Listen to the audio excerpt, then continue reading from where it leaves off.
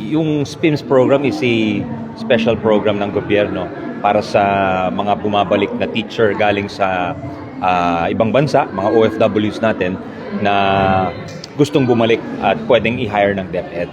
So may qualifications lang siya na more than 1 year siya wala sa Pilipinas at may mga trainings din tayo to make it easier for them na makapasok. Meron po bang specific na direktiba ang Pangulo regarding po this? Yes. Instruction ng Pangulo is talagang i-prioritize yung ating mga returning OFWs dito sa positions dahil alam nyo naman meron tayong malakihang hiring o pagkukuha ng mga bagong teacher. Ang priority dyan talaga down to the division level is yung mga returning OFWs natin. Sir, would you say, sir, na ito yung response ng DepEd sa Middle East crisis or sa ibang pagulong sa Sabah? Yes, definitely. Ito ay bahagi ng pagresponde ng Pangulo. Kaya binuo yung National Reintegration Group na halos lahat ng ahensya ng gobyerno nandun. At pinapabilis, pinapaganda, pinapalawak yung mga serbisyo na binibigay sa ating mga OFWs.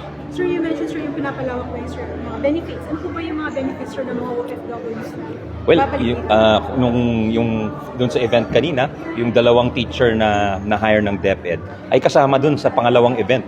Humabol sila sa Astrodome para mag-oath dahil sila yung mga na-promote. Dahil isa rin programa yon ng ating Pangulo. So, bukod sa nakakuha silang trabaho, mabilis rin yung kanilang promotion dahil yan din ay isang utos ng Pangulo na pabilisin yung mga promotion ng ating mga teachers at para yan din kasi yung rason kung bakit maraming nag-abroad ng mga teachers dahil mabagal yung kanilang promotion.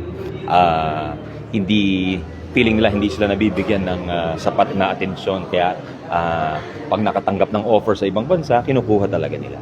Sir, na-mention, sir, ng ating Pangulo na... Last na.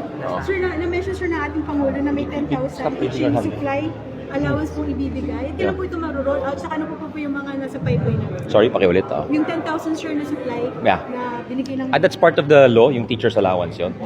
Dati 500 pesos lang yun, pero lumaki yun over time. Especially dito sa ilalim ng Marcos administration, lumaki talaga yan.